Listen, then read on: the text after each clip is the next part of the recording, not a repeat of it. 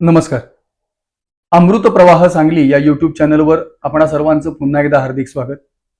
अमृत संवाद या मालिकेमध्ये आपण डॉक्टर हेडगेवार यांच्या चरित्राचा सांगोपांग असा विचार करत आहोत. आपल्या बरोबर आहेत doctor Manoj Patil sir. Doctor, Vande Mataram हे जे प्रकरण झालं, प्रकरण असं अर्थानं मी म्हटलो कारण की त्यावेळी बराच पोलिसांचा ससेमिरा डॉक्टरांच्या पाठीशी लागला. अतिशय निर्भीडपणे वयाच्या अवघ्या 15व्या 16व्या वर्षी डॉक्टरांनी वंदे मातरम अशा आपल्या सगळ्या विद्यार्थ्यांना म्हणायला लावलं आणि त्यानंतर एक एक एक एक विद्यार्थ्याला सुद्धा त्याचा बराच त्रास झाला. पण त्यानंतर पुढे त्यांच्या शिक्षणावर काय परिणाम झाला का? केशव आणि त्यांचे मित्र डबीर आणि भगोरे यांना शाळेतनं काढलं. बर. त्यांच्यावर दावा दाखल होईल अशी परिस्थिती निर्माण झाली. एकदा दावा दाखल झाला तर त्यांचं सगळंच करिअर अडचणीत आलं असतं. कुणीतरी मध्यस्थी करून ते थांबवलं. पण त्यांचे काका आबाजी मात्र त्यांची बदली झाली. अच्छा, म्हणजे आणि वड्याचं तेल वांग्यावर काढलं. हो हो. आणि मग त्याच्यानंतर पुढे जाऊन एक दोन कार्यकर्ते त्यावेळी पुन्हा यांच्या संपर्कात आले. एक माधवराव आणे आणि नारायण वैद्य. त्यांनी यवतमाळला राष्ट्रीय शाळा सुरू केली होती. बर. ते जी लोकमान्य टिळक अध्यक्ष असताना काँग्रेसच्या अधिवेशनामध्ये जो चतुसूत्री स्वीकारली गेली होती, स्वदेशी, स्वराज्य, राष्ट्रीय शिक्षण आणि बहिष्कार, त्यात राष्ट्रीय शिक्षणाचा जो मुद्दा होता तो याचसाठी होता की असा आंदोलनात उतरलेल्या अशा काही तेजस्वी युवकांना त्यांचं शिक्षण बंद होऊ नये, बरोबर, त्यांच्या नोकऱ्यांना सुद्धा करायच्या असतील तर संधी मिळावी, अशाच हेतूनही राष्ट्रीय शिक्षणाची सुरुवात झाली होती. आणि त्यामध्ये ह्या दोन कार्यकर्त्यांनी यवतमाळला राष्ट्रीय शाळा काढली होती आणि मग त्या शाळेमध्ये यांना घातलं. पण इथेही त्यांची अडचण संपली नाही बरं का. ते वर्षभरामध्ये तिथले जे शिक्षक होते हे सगळेच राष्ट्रीय शिक्षण देणारे शिक्षक आणि विद्यार्थी हे सगळे असे छत्रपती. बरोबर. आणि त्या शिक्षकांना सुद्धा वारंवार समज देऊन हे ऐकत नाही म्हणल्यानंतर ती शाळा त्यांनी बंद करून टाकली. बर. शाळा बंद करून टाकली. मग काय करायचं? मग पुढे या ज्या 10वीची परीक्षा म्हणजे मॅट्रिक्युलेशन तर पूर्ण व्हायला पाहिजे. बरोबर. मग कलकत्त्याच्या एका शाळेमध्ये यांची नोंदणी झाली आणि इथं अभ्यास केला. पुण्याला जाऊन, म्हणजे त्यासाठी त्यांना पुण्याला जावं लागलं. मग पुण्याला जाऊन त्यांनी मॅट्रिक्युलेशनचा अभ्यास केला आणि चांगल्या मार्कानं पास झाले. एक आनंदाची गोष्ट अशी आहे की रासबिहारी बोस त्या तिथल्या कलकत्त्याच्या शिक्षण संस्थेचे अध्यक्ष होते आणि मॅट्रिक्युलेशनच्या त्यांच्या प्रमाणपत्रावर त्यांची सही आहे. अच्छा.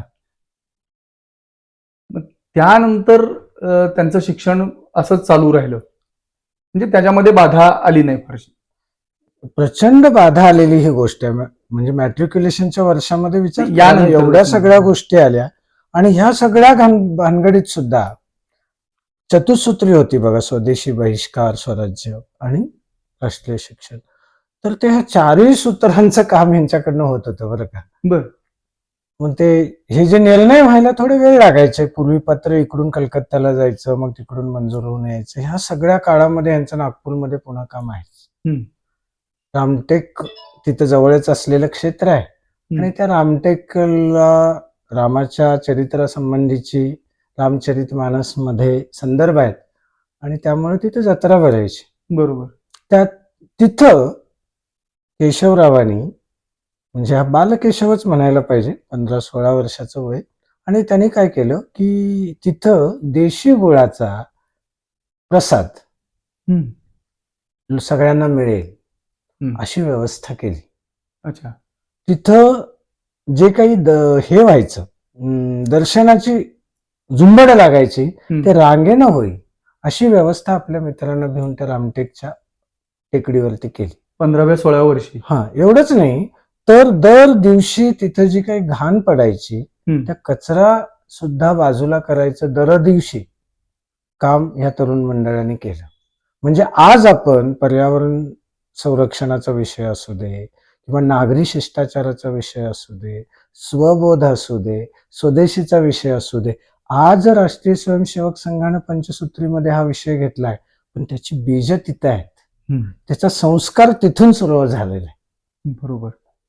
म्हणजे वयाच्या 15व्या-16व्या वर्षी सुद्धा आपल्याबरोबर आपल्या आजूबाजूच्या समाजामध्ये होणाऱ्या ज्या चांगल्या किंवा वाईट गोष्टी आहेत, या गोष्टींवर नुसतंच या वाईट आहेत असं न म्हणता त्याच्यावर काहीतरी सोल्युशन काढण्याचा प्रकार किंवा तशी पद्धती ही डॉक्टरांनी वयाच्या 15व्या-16व्या वर्षी सुरू केली. सोल्युशन देताना सुद्धा एक काळजी घेतली आहे बघा त्यांनी. रेडीमेड सोल्युशन्स आम्ही कार्यकर्त्यांनी केली असं नाही. हा.